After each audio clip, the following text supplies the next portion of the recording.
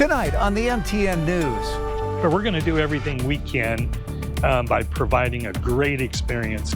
As the Billings Airport hits a new passenger record, we're looking at the work happening to lure more airlines to the Magic City. Also, winds again whipping up havoc on the highway, closing Interstate 90 once again. But if you do see a symptomatic bird, that would be a bird that you wouldn't want to harvest. From higher prices for eggs to health concerns for humans, the impact the bird flu is having. The MTN News starts right now. From Montana's news leader, this is the MTN 530 News. Good evening and thanks for joining us. I'm Russ Riesinger. Billings City water bills have been a hot topic for months, but up until now, it's a topic Heights residents haven't had to worry much about. But that's changed. The city and the Heights Water District are studying a proposal to possibly consolidate and eliminate the Heights Water District. Our Haley Monaco takes a closer look at that study and the timing of it.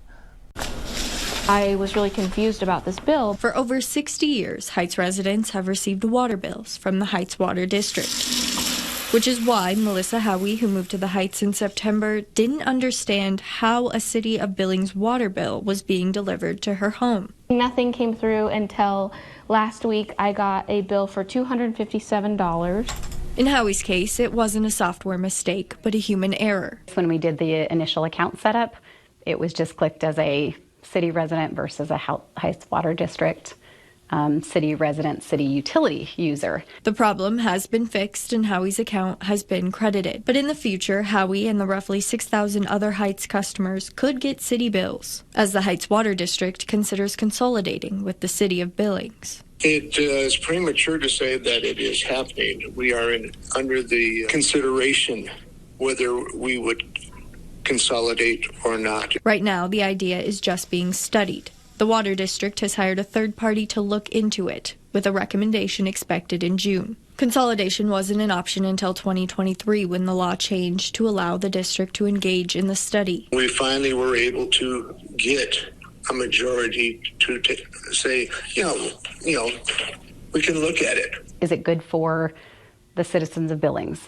Is it good for the current ratepayers? Is it good for the Heights Water District? Board President Doug Carey says the board won't pretend the city isn't experiencing challenges. It really does not have any bearing on the issue of consolidation. But as the Heights continues to grow, he says the study may find consolidation could lead to lower bills.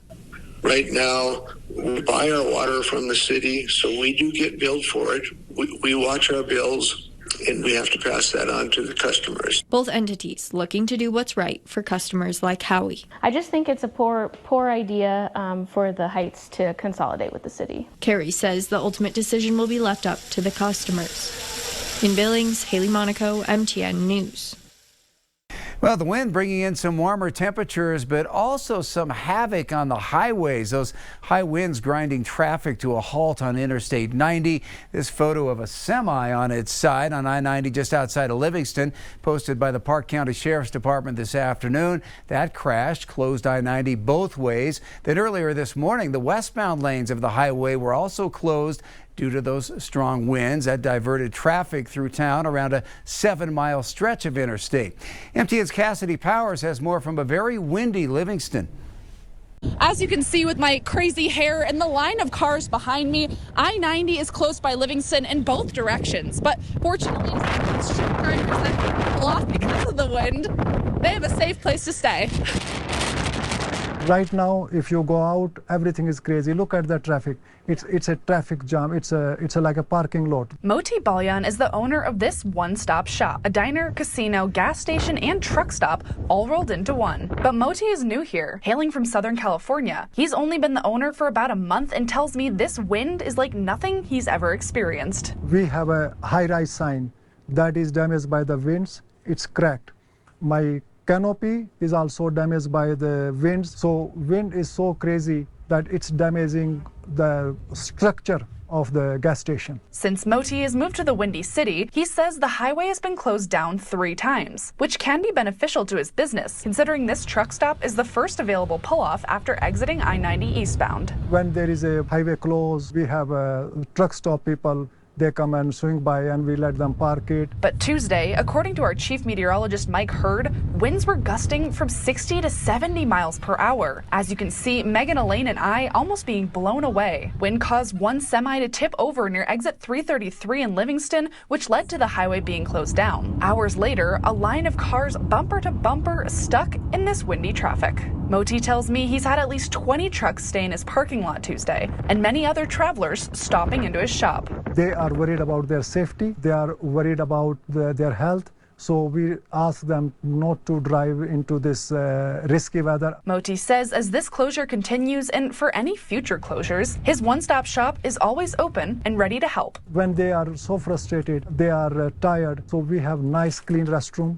We have shower. We have food. We have casino, we have C-store, and we are fortunate that we are able to serve the people. In Livingston, Cassidy Powers, MTN News. Well, it wasn't just Livingston dealing with strong winds. Check out these semis toppled over on Interstate 25 in Wyoming. I-25 between Buffalo and Casper was closed much of today in both directions. High winds again to blame, shutting down travel for all vehicles under 40,000 pounds due to extreme blowover risk. And look at this, also in Wyoming, massive boulders falling onto a highway about 5 miles south of Thermopolis. This slide happening around 1 a.m. Monday morning. One car was damaged driving through the rocks on US 20. No injuries were reported, but WYDOT was urging travelers to be cautious in the Wind River Canyon, especially at night. Let's send it over to Ed McIntosh with more on the local forecast. Talking about wind was the big weather story of the day. Top wind gusts today, 75 miles an hour recorded at Livingston, 45 miles an hour here in Billings. And you can see strong gusts across northeastern Montana as well, and especially down the east slopes of the Rockies. The winds have started to taper off a bit, but here's Livingston throughout the day. Some of the strongest gusts occurred right about the time the sun was coming up, but now the winds are tapering off. Forecast details coming up.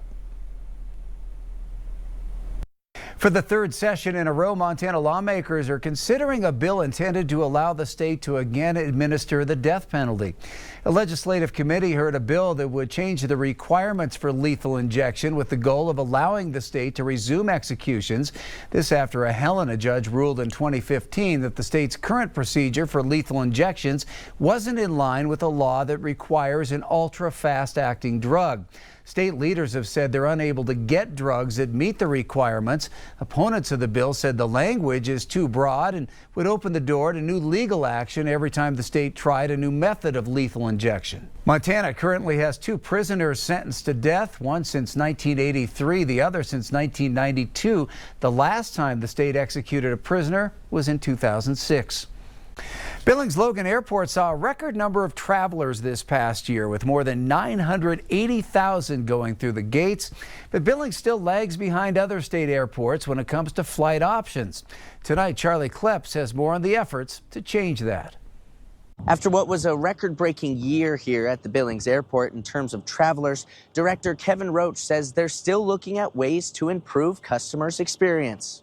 It looks really good now. I mean, it's much more spacious. It's almost unrecognizable. The inside of the Billings Airport, a much improved version of what it was 5 years ago. It looks really nice, and it's more updated, more modern. But it isn't just the fresh new look that travelers are excited about. The flight increase has been massive. It used to be that we would fly sometimes into Bozeman and drive 2.5 hours to Red Lodge. Now we can fly directly into Billings. Red Lodge born and raised Lucy Stencilpour and her fiance Nick DeBaker live in Portland, but are getting married in her hometown. They say the additional direct flight to Portland has been crucial. I would say convenience. It makes it really fly by. It's a lot to do with a large project we just completed. A project that added terminals, enhanced the interior design, and even modernized the security. We want everyone to have a great experience as they're traveling through. And so far, it's working. After the modifications were complete, which were the first ones made since the early 1990s, Airport Director Jeff Roach says this year was their best ever, exceeding more than 980,000 passengers. Our last big year was 2019, when we had about 950,000. What we've seen is we've seen passengers that have responded to that. But it still doesn't mean it's perfect. Billings was still 4th in the state in total passengers, behind Missoula, Kalispell, and Bozeman, a faraway number 1. It's why Roach says they're still looking to add more airline services, so travelers don't choose Bozeman instead. So it'd be nice to be able to go to another city more than just like one time a day. Music to the ears of passengers who know more flights mean more options, more flexibility, and likely cheaper airfare. There's really not that many flights that were going out of here before, so adding more will definitely decrease a lot of stress. In Billings, Charlie Kleps, MTN News.